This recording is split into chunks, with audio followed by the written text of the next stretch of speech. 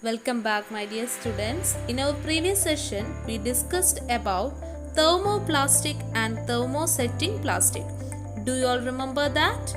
Yes, very good. Plastics that undergo a chemical change when heated are known as thermosetting plastics, and those that undergo a physical change on heating are known as thermoplastics. Today, we are going to discuss about the pollution due to plastics. Plastics, once considered as a wonderful substance, has now become a dreadful substance to be avoided everywhere. Restrictions on the production and use of plastic have been enforced worldwide. In our country, the use of plastic has been banned in a number of places. You also may be aware that steps have been taken to make hospitals, zoos, campuses and public places plastic free. This is because plastic do not undergo biodegradation like other substances. Let us discuss some situation in which plastic materials become harmful.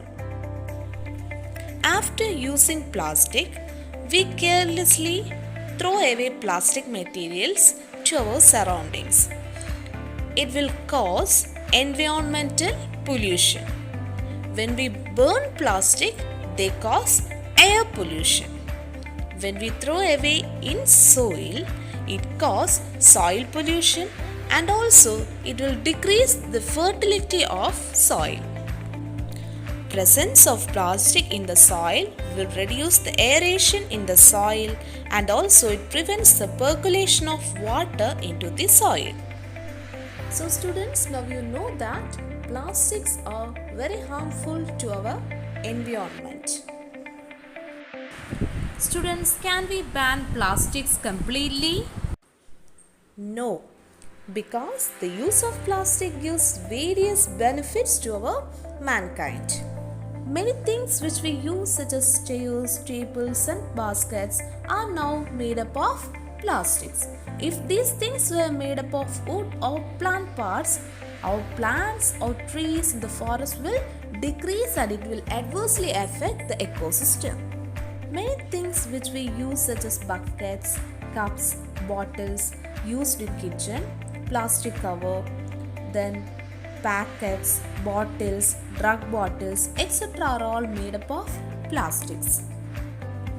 From all this, we can see that plastic have its own merits and demerits. So, the effective recycling of plastic and judicious use of plastic will not harm our environment. The measures that can be proposed to reduce pollution due to plastic: avoid disposable plastic products. During functions, we can use glass or ceramic or steel utensils or natural substances. We can use paper or cloth materials instead of plastic for decorations. Next, we are going to discuss about the 4 R's. The 4 R's is to reduce the use of plastics to the maximum extent as well as to avoid the pollution caused by plastics. The 4 R's are reduce plastic, reuse plastic, refuse plastic, recycle plastics. Once more, children: reduce plastics, reuse plastic, refuse plastic, recycle plastics. The first one, reduce the plastic. That means we can reduce the use of plastic. The second one, reuse.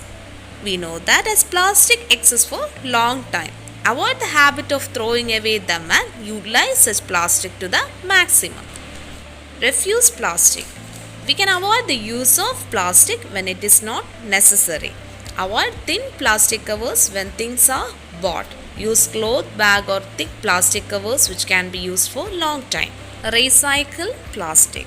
Recycling is the process by which the plastic which is rendered useless is heated and subjected to certain processes to produce new materials.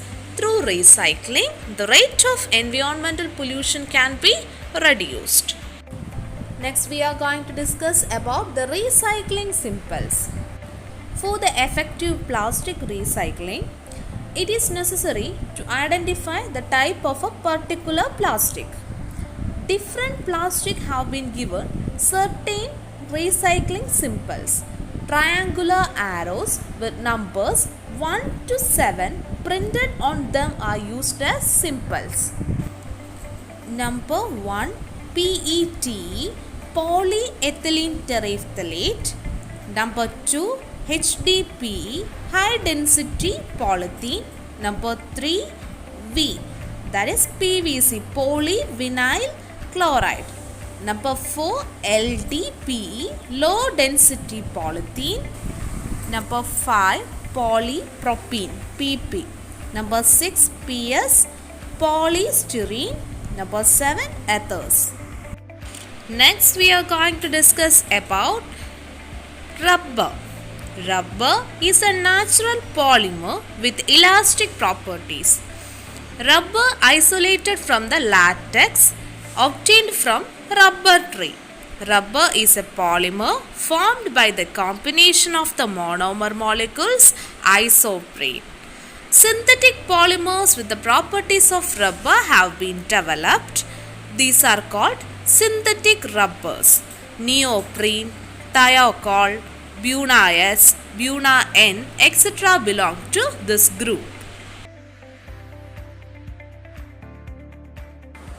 Today we discussed about the pollution due to plastic and about the 4 R's of plastic, that are reduce plastic, reuse plastic, refuse plastic and recycle plastic. And we discussed about the recycling symbol of plastic and about the natural polymer rubber. Study it well. See you on the next class. Thank you.